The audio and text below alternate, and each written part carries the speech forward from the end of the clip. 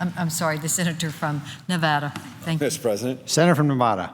Utah's right next door. Mr. President, tourism is the backbone of the economy of my state of Nevada. It has taken a nosedive over the last year with the crash of the nation's economy. More than ever, the industry needs a lifeline that was recently given to my state when the legislation that I authored with Senator Dorgan, the Tourism Promotion Act, was signed into law by the President. Our legislation will revitalize the tourism industry across our country and in my state of Nevada by reintroducing our world-class destinations to people all over the world.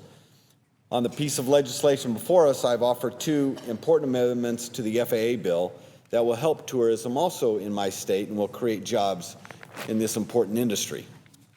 Last week, Senator Reid and I sponsored an amendment that will encourage more construction on land around McCarran Airport in Las Vegas, which will ultimately create more jobs for the area. Our legislation lifts an outdated deed restriction for land surrounding McCarran International Airport, which previously prevented development on this land because of an agreement with the Bureau of Land Management that enforced noise mitigation for airlines flying overhead. However, because of technology, aircrafts are not as noisy as they were 10 years ago when this restriction was put in place. While our amendment does not alter the noise threshold in the area, it does broaden the types of buildings that can be constructed on the land because airline noise no longer threatens to violate the threshold. Clark County can now sell the lands for use for hotels, arenas, auditoriums, and concert halls. Not only are we making this land more attractive and more valuable, we are creating jobs by increasing construction in the area and increasing the use of the land. And I was happy that this amendment was accepted by both the majority and the minority. Second amendment that Senator McCain has been working on for a long time, as well as myself, Senator Reid, and others, Senator Kyle, unfortunately was pulled just recently, but it deals with the issue of flights, helicopter flights especially, and fixed-wing flights over the Grand Canyon. Something I've been working on since I was in the House of Representatives. Thought we were close to getting this amendment finalized because it's very important not only for tourism, but it's also important for those who can't necessarily hike the Grand Canyon, who can't experience the wonderful aspects of it, those in wheelchairs, those the elderly. And this bill would have made sure that they would continue to have access.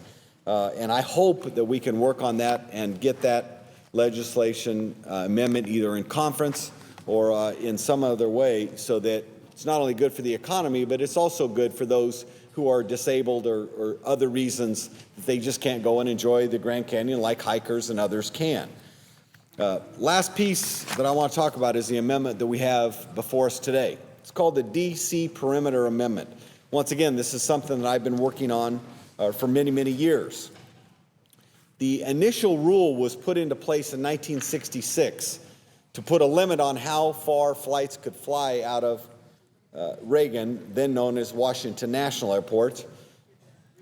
It was to divert air traffic over to the new Dulles Airport, basically making National a short-haul and Dulles a long-haul airport. To carry out this purpose, there was a restriction of 1,250 miles put from National Airport. And while Congress has granted certain limited exceptions to the perimeter rule over the years, the rule continues to place arbitrary limits that restrict air traffic between the airport and the western United States. Today, there are only a dozen nonstop flights between Reagan National and the entire western United States. I encourage my colleagues to work on this amendment in conference. We, in a little while, are probably going to be withdrawing the amendment, but we want to work on it in conference so that more areas and more places in the United States will have direct access to Reagan National Airport, which is much more convenient to use than Washington Dulles or the Baltimore Airport. Now, I will say this. It really is a matter of fairness. Should just the East Coast or the Midwest have access to Reagan National, or should the rest of the country have the convenience of flying into Reagan National? My amendment actually wouldn't have increased the number of slots available, the landing slots. But what it would have done is airlines could have taken the slots. They fly from certain airports, the large hub airports, and transferred those to other slots that they may works better for their business plan, and also gives other people in America the right to fly into Reagan National Airport, which is, as I mentioned, so much more convenient. So, Mr. President, after 40 years of implementation of the perimeter rule, it is outdated. The last time I checked, and I fly Dulles all the time, Dulles is thriving. As a matter of fact, it's packed. I circled for over an hour today because the number of flights coming into Dulles. It is an extremely busy airport. I don't think we have to make sure that Dulles stays busy any longer. It's got more than it can actually handle. But it is time to scale back the perimeter restrictions at Reagan National. And so I would really hope that in the conference that we can get together and work on some reasonable changes to the D.C. perimeter rule that will give other Americans, other than those living within the perimeter rule today, access to the closest airport to our nation's capital. And with that, Mr. President, I would yield the floor and thank the chairman and the ranking member for their willingness to work with us on this amendment, and also just in general how important the legislation that you all have worked on, because we do have a lot of outdated technology in our current FAA system, and this is a really important piece of legislation. So I applaud the efforts that you all have made in bringing this legislation to this point. I yield the floor.